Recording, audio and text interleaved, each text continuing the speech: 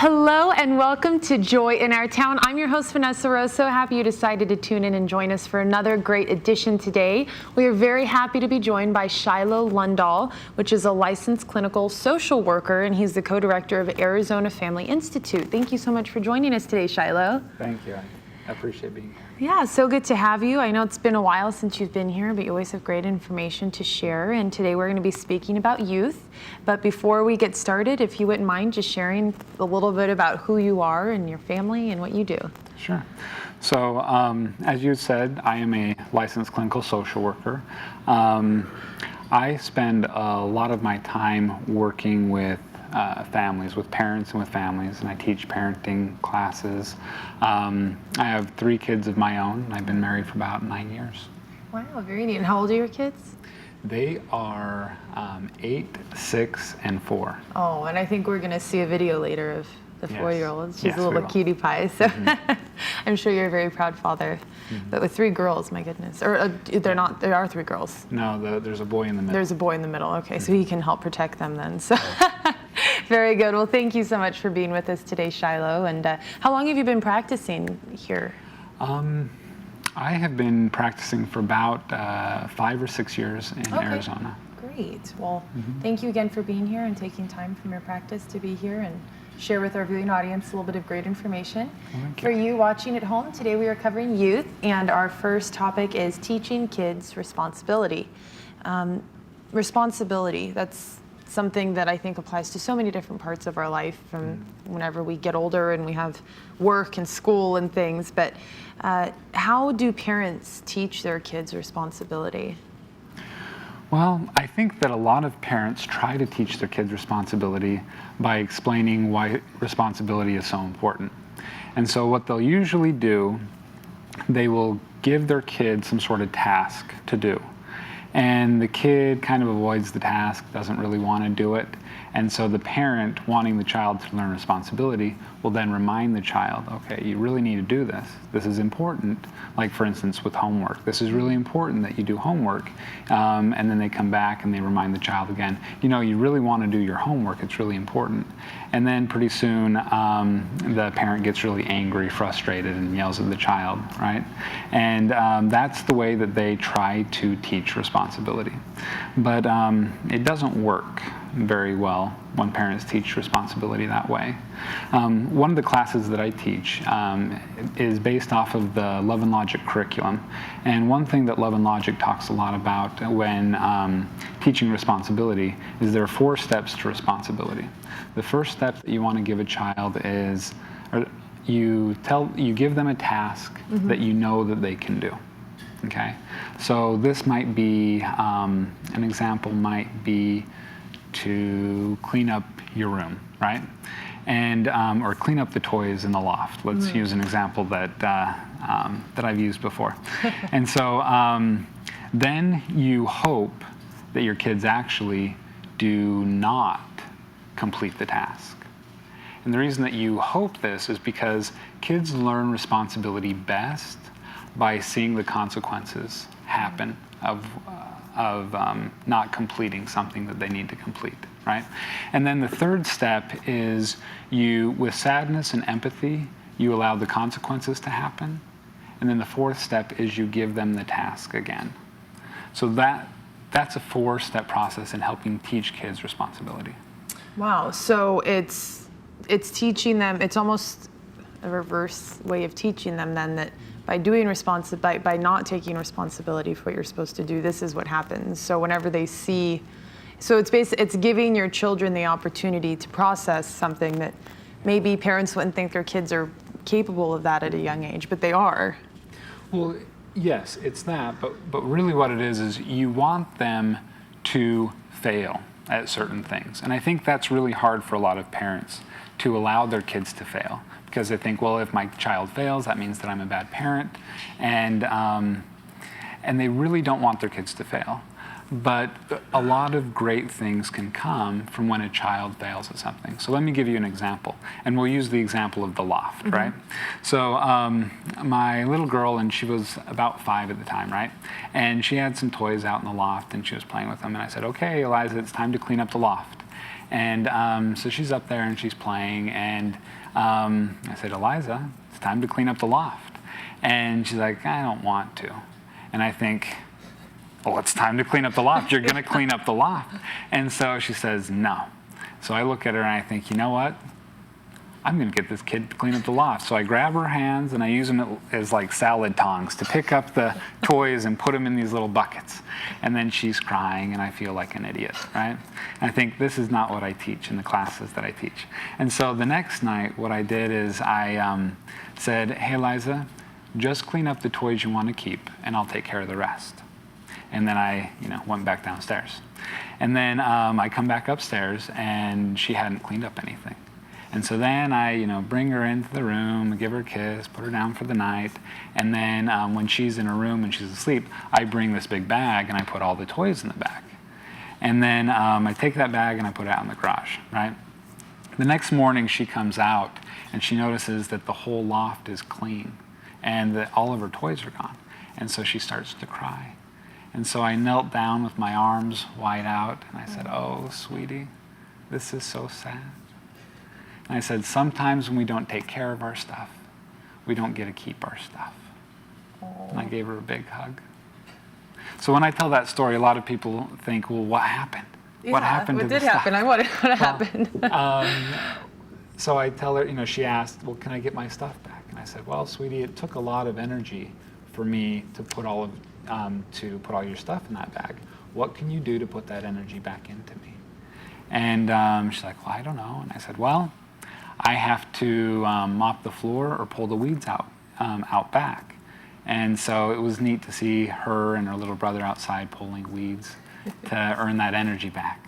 But the whole key to this story is later on, after this experience, now what I do in order to have her clean up after herself, I'll say to her, hey, sweetie, I need you to pick up these things. I need you to pick up your toys or whatever it is. And I'll say, do you want to do it? Or do you want me to take care of it? And she says, no, I got it. So that's one way of helping a child learn that when I don't take care of my stuff, I don't get to keep my stuff, or I need to take care of the things that I need to take care of. Otherwise, it's sad for me. But empathy is really the key in the whole process. Because I could have said to her, you know what, Eliza, you left your stuff out and I told you to put it away and you didn't put it away, so I threw it away, or I put it out in the garage. And you can't get it until you do something for me, right? But if I had said that, then rather than thinking, man, I made a mistake by leaving my stuff out, she would have thought, man, my dad is mean. See what I'm saying? So it's disciplining with love. It's going that extra mile. It's not lazy parenting, because it takes more time and effort on your part as a parent.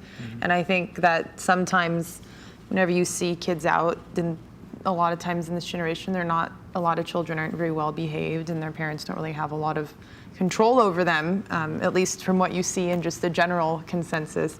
It's because it takes that extra step and it takes that extra mile of parenting. How can parents hold their children? I know that with responsibility comes accountability.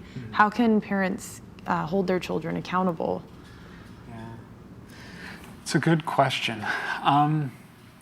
Oftentimes parents will take responsibility for their children's mistakes on themselves, again, because they feel that they don't want their kids to fail. And so they take the responsibility on themselves.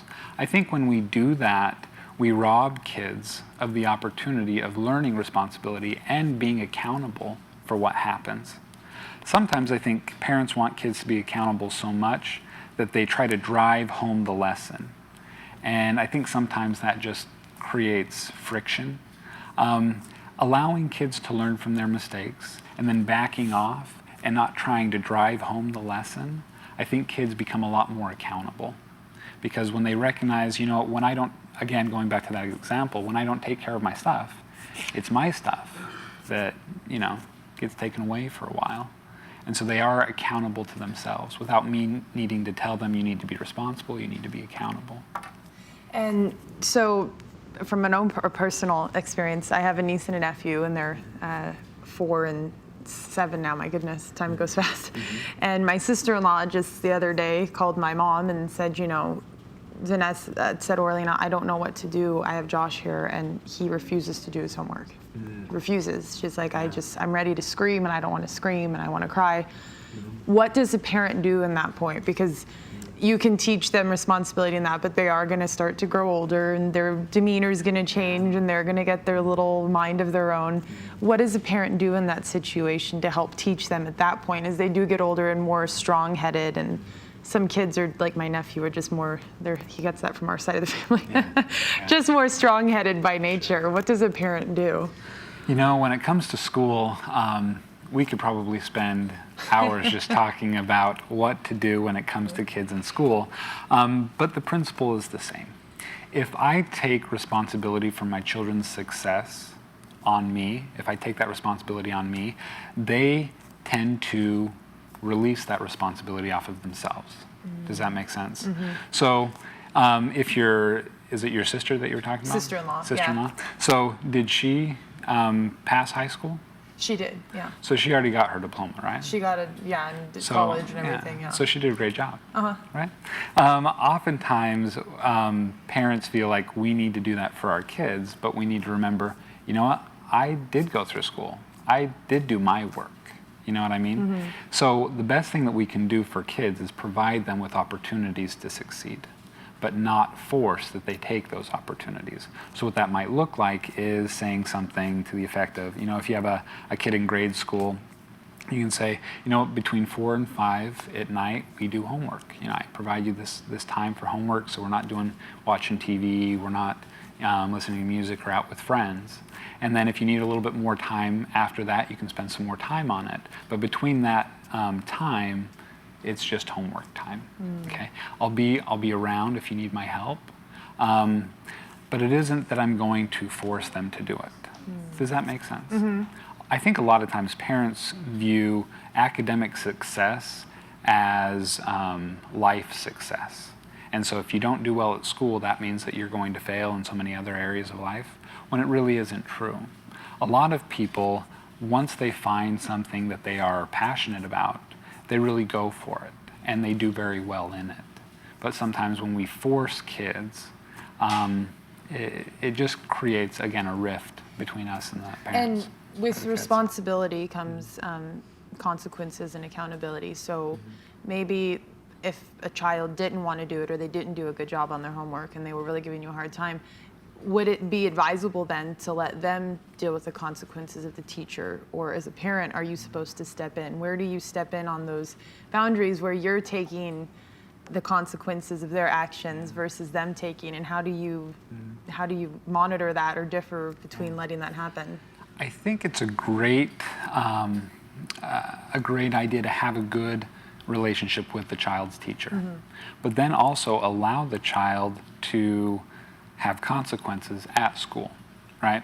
And whatever the consequences may be, if that's missing recess or something like that, then allowing that to happen there and just being a support to the teacher, I think is very, very helpful. Sometimes you can step in by, this is an idea, you can step in, you see a kid, maybe a little bit older kid, he's not, doing well at school, at homework and things like that, yet he has a whole bunch of toys. He has, the video games, a lot of, the iPod, the other things like that. So one thing that parents can do is, when the kid is at school and then he comes home and he realizes, where are my video games? Where's my iPod? Where's all my stuff? And then the parent can say, again, empathy is the key. The parent says, oh, you know what, son? I just need to apologize. I was teaching you something that is totally not true, and I am sorry. At this point, the kid is a little confused, and he's wondering, what do you mean? Say, well, I was teaching you that you can have all of the nice things in life without doing much work for them, and I am so sorry. Wow. I would hate for you to leave my home at 18 and think that I should be able to get everything nice in life without putting forth much work. Wow. So working their way to those privileges, because they are privileges, to have an iPod and have an iPad and video games and all that is. Yeah. Such wonderful advice. I'm sure your children are wonderful. I know no children are perfect. Just great advice. Thank you so much, Shiloh, for this first part of Joy in Our Town. And if you have any questions, his information has been displayed at the bottom of the screen periodically. I know that their website, Arizona Family Institute and Parent Arizona, they have a lot of great information on there too for parents. So feel free to look at it if you're a parent and you have questions. I know they have a lot of really good resources on there. But please stay with us. We'll be right back after this short break.